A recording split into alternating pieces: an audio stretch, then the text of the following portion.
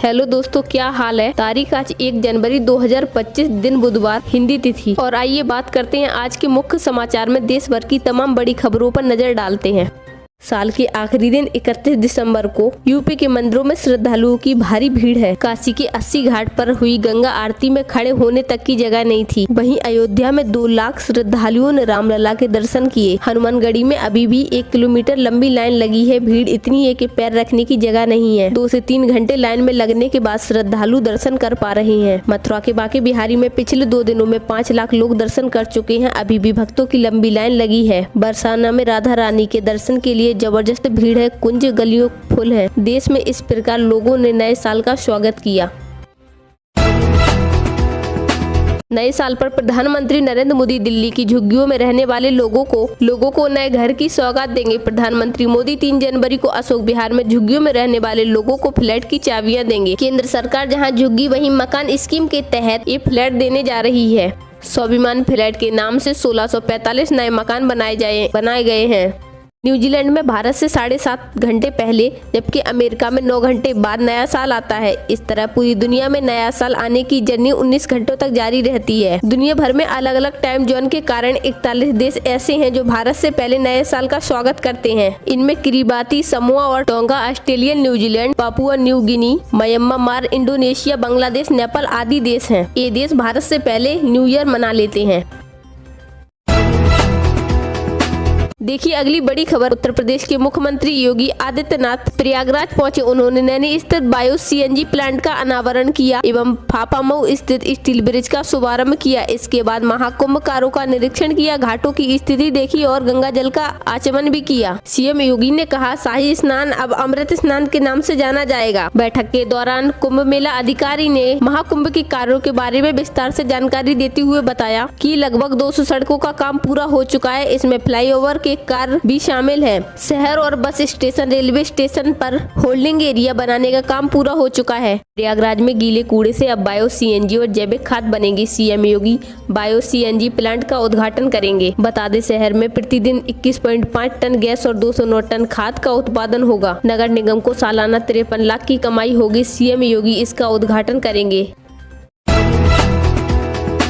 राजस्थान से 9 जिलों और 3 संभाग खत्म होने के बाद अब बदलाव की प्रक्रिया शुरू हो गई है। खत्म किए गए जिलों से अब कलेक्टर, एसपी और जिला स्तर के अफसरों को हटाने की प्रक्रिया शुरू होगी। नए साल में जिला स्तर के अफसरों को दूसरे जिलों में भेजने के आदेश जारी होंगे। सूत्रों की माने तो ऐसा कर सरकार ने 10,000 करोड़ रुपए का बजट बचा लिया है। हालांकि जिले रद्द करने से लाखों लोगों को अपने डॉक्यूमेंट अपडेट करने में करोड़ों रुपए खर्च करने होंगे। स्कूल, अस्पतालों सहित सरकारी दफ्तरों के साइन बोर्ड और पूरी सरकारी स्टेशनरी बदलने में भी खर्चा होगा।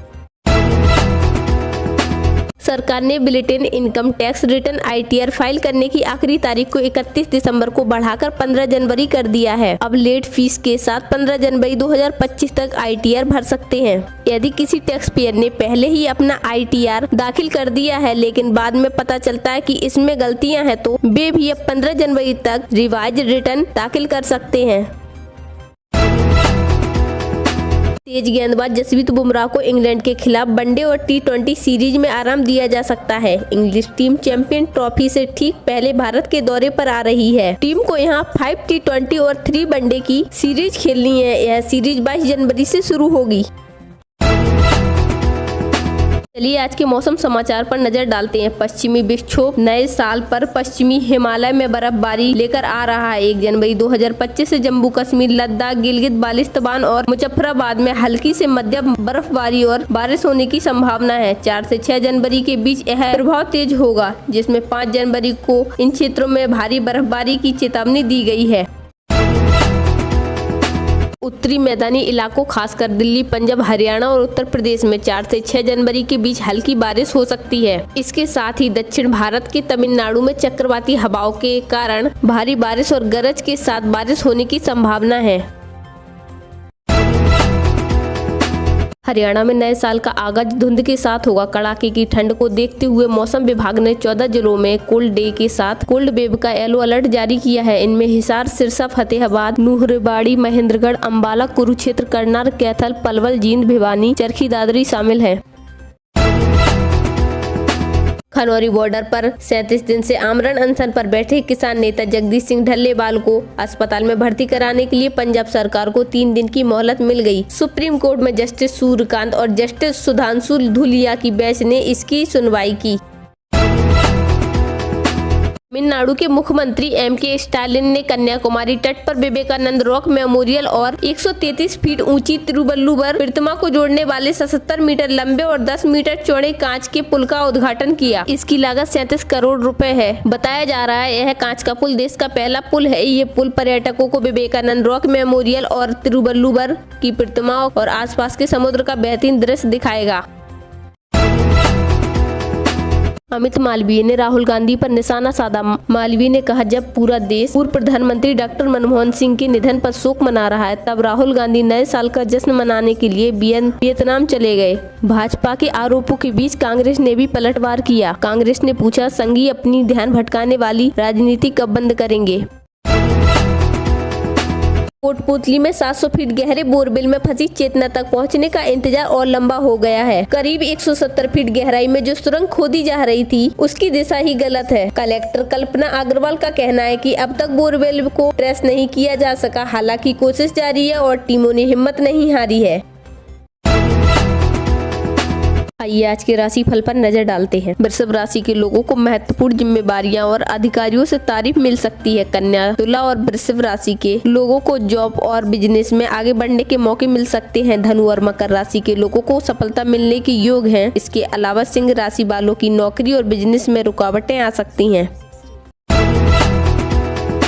उत्तर प्रदेश की 10 विधानसभा सीटों के लिए हुए उपचुनाव में हाथ आजमाने के बाद मायावती की अगुवाई वाली बहुजन समाजवादी पार्टी बसपा अब दिल्ली चुनाव की तैयारियों में जुट गई है।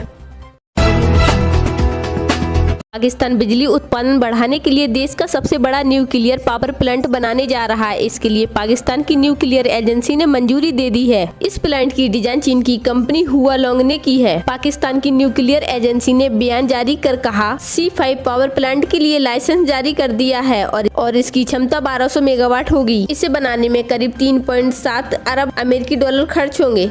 अगर आप चैनल पर नए हैं तो जल्द से जल्द चैनल को सब्सक्राइब करें और बेल आइकन को प्रेस करें।